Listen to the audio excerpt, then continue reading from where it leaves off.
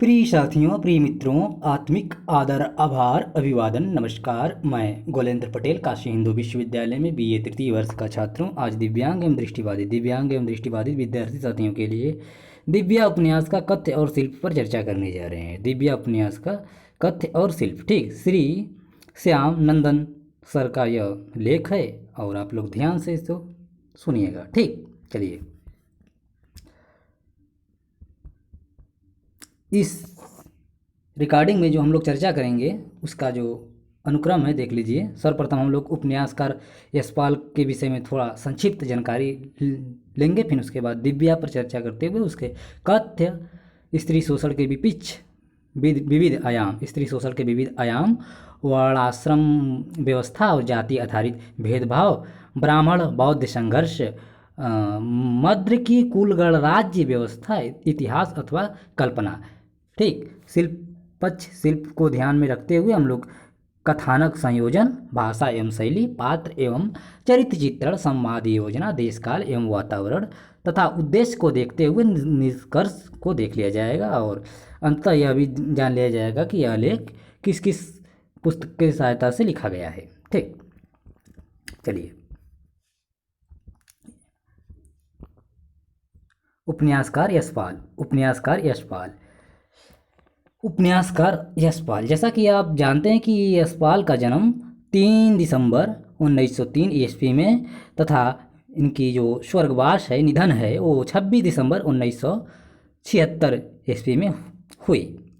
यशपाल ने दादा कामरेड 1941, देशद्रोही 1943, दिव्या 1945, पार्टी कामरेड 1946, मनुष्य के रूप 1949, अस्मिता 1956, झूठा सच 1958, 12 घंटे 1962, अप्सरा का सांप 1965, क्यों फंसे 1968, तेरी मेरी उसकी बात 1974, तेरी मेरी उसकी बात 1974 आदि कई उपन्यासों की रचना की है। यशपाल यथार्थवादी परंपरा के उपन्यासकार माने जाते हैं।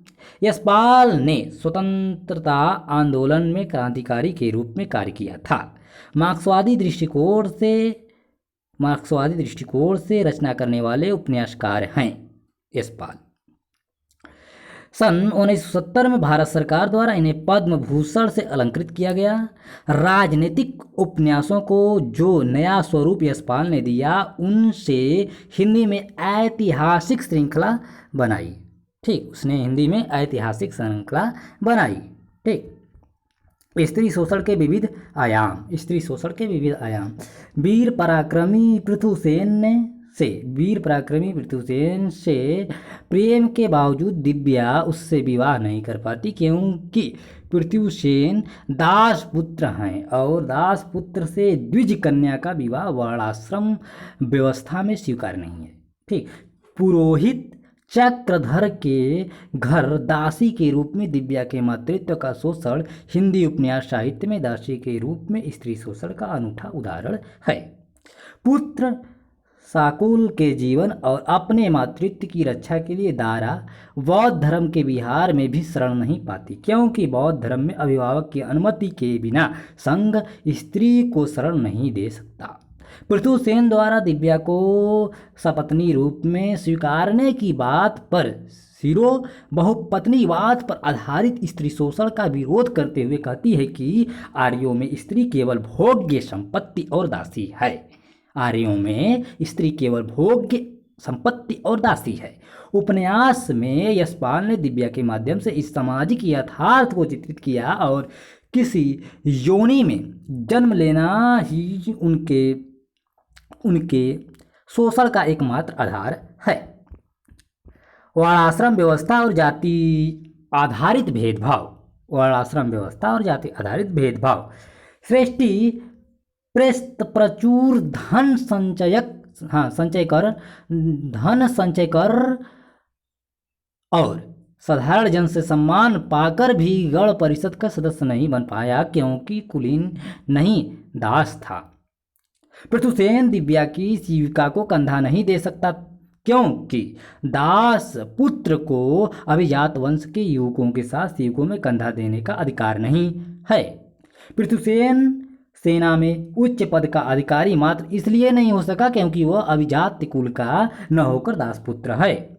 वर्णाश्रम व्यवस्था के कारण ही दिव्या का विवाह पृथुसेन से नहीं हो पाया, क्योंकि दिव्या धर्मस्थ देव शर्मा की प्रपौत्री और द्विज कन्या है, क्योंकि पृथुसेन दासपुत्र है। उपन्यासकार ने बौद्धकालीन भारत में वर्णाश्रम व्यवस्था में समाज में जाति आधारित ऊंच नीच का भेदभाव और जाति आधारित वैमनस्यता का यथार्थ चित्रण किया है। ब्राह्मण बौद्ध संघर्ष दिव्या में ब्राह्मण बौद्ध संघर्ष भी चित्रित है।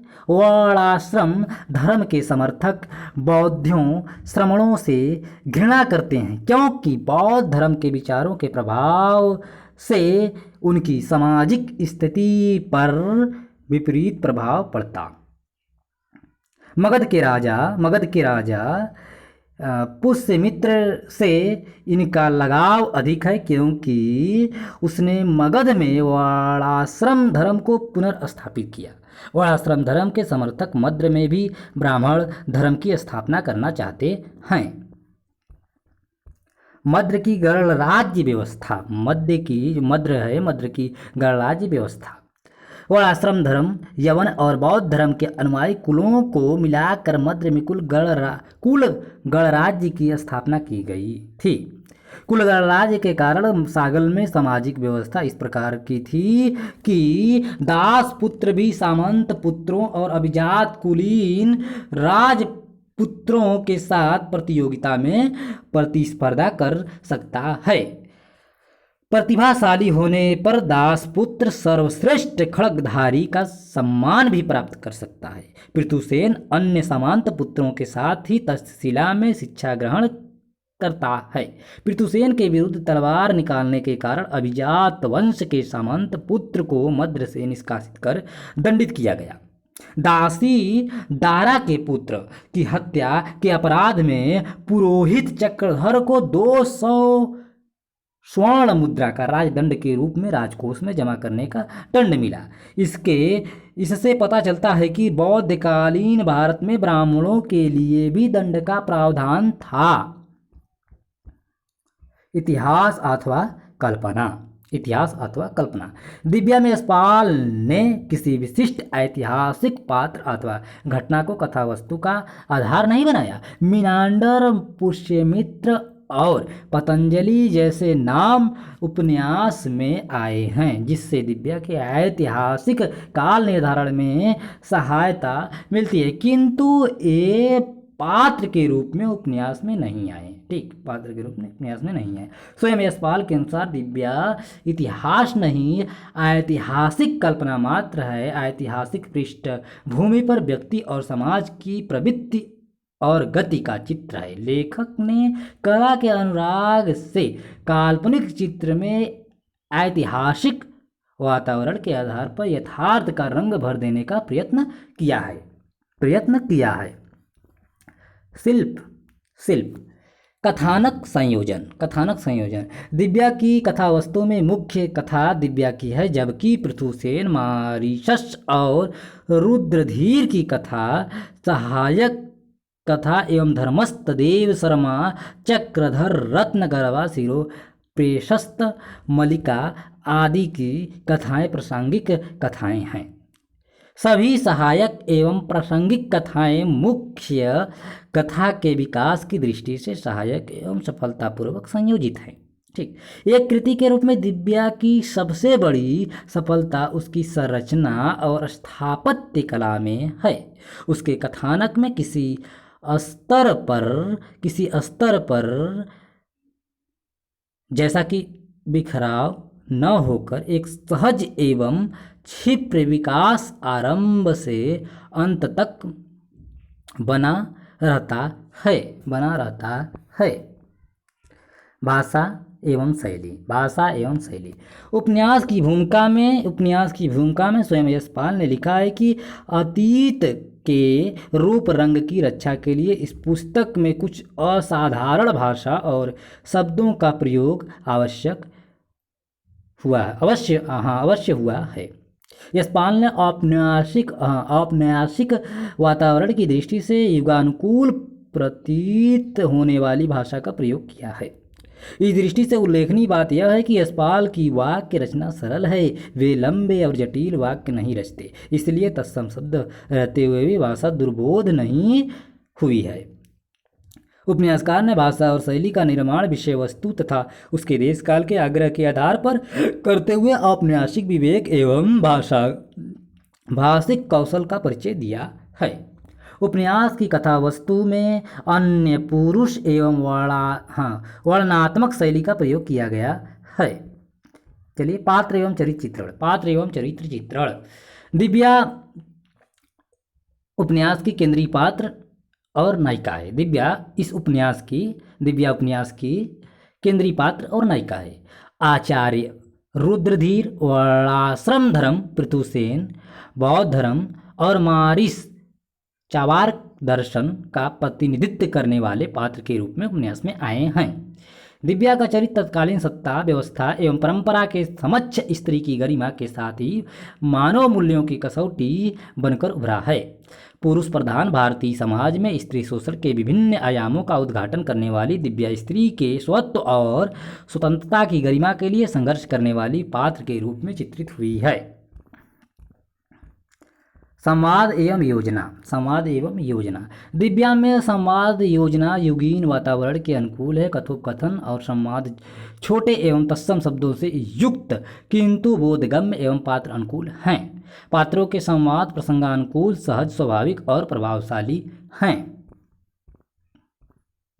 देश काल एवं वातावरण।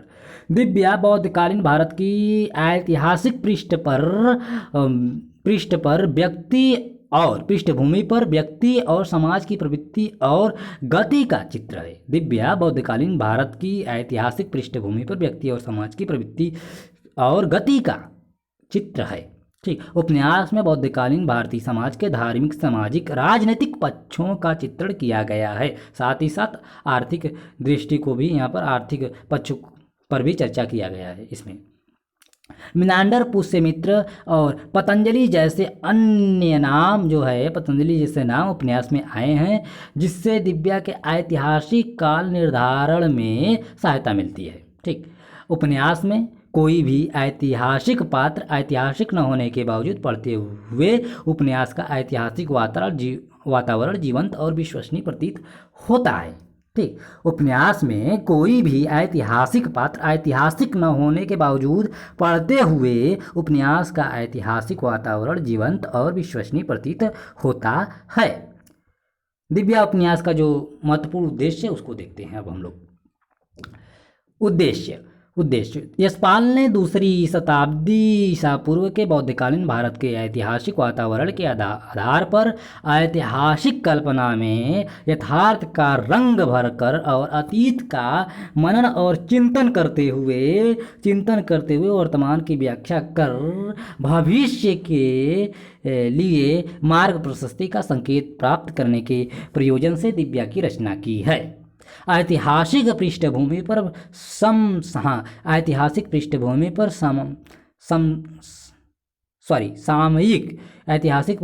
पर सामयिक स्त्री शोषण के साथ ही कुछ अन्य समस्याओं को आधुनिक दृष्टि से देखना और प्रस्तुत करना भी उपन्यासकार का मुख्य उद्देश्य है। ठीक, निष्कर्ष उपन्यास में यशपाल ने दिव्या के माध्यम से तीखे सामाजिक यथार्थ को चित्रित किया है कि स्त्रियों के शोषण का आधार लैंगिक है। स्त्री योनि में जन्म लेना ही उनके शोषण का एकमात्र आधार है। फिर भी दिव्या नारी के स्वत्व, स्वतंत्रता और स्त्रीत्व के सम्मान की संघर्ष गाथा के रूप में जीवंत ऐतिहासिक परिवेश की पृष्ठभूमि पर यथार्थवादी आधुनिक दृष्टि से समसामयिक स्त्री शोषण की समस्या की अत्यंत सहजता और विश्वसनीयता का मार्मिक से प्रभावशाली प्रस्तुति करने में सफल उपन्यास है। ठीक, कुछ संदर्भ सूची देख लीजिए। संदर्भ ग्रंथ जिसके सहायता से यह लेख लिखा गया है। दिव्या यशपाल की जो रचना है लोक भारती प्रकाशन इलाहाबाद संस्करण 2017 उससे इसमें लिया गया है। हिंदी उपन्यास का इतिहास गोपाल राय राजकमल प्रकाशन नई दिल्ली संस्करण 2016। दिव्या का सौंदर्य खगेंद्र ठाकुर अभिव्यक्ति प्रकाशन इलाहाबाद संस्करण 2004। दिव्या का महत्व मधुरेश लोक भारती प्रकाशन इलाहाबाद संस्करण 2018। ठीक, तो इस प्रकार प्यारे साथियों हम लोगों ने दिव्या का शिल्प और भाषा और दिव्या के जो महत्वपूर्ण उद्देश्य वगैरह है हम लोगों ने इस वीडियो में देखा। और मैं अगला वीडियो भी दिव्या पर लेके आ रहा हूँ, एक बहुत ही खास है जो आप लोगों के लिए JNU का नोट्स है, उसी को हम लोग यहाँ पर चर्चा करेंगे। दृष्टि का नोट्स तो आप लोग के पास है ही रिकॉर्डिंग पहले से। ठीक, तो चलिए शुरू से अंत तक बने रहने के लिए आप सभी का बहुत बहुत हार्दिक आभार। मैं पुनः एक बार साहित्यिक सहृदय सभी निवेदन करता हूँ कि यह रिकॉर्डिंग यह वीडियो मैं दिव्यांग एवं दृष्टिबाधित साथियों के लिए किया हूँ, तो कृपया आप उन्हें अवश्य शेयर कीजिएगा। बहुत बहुत धन्यवाद, हार्दिक आभार।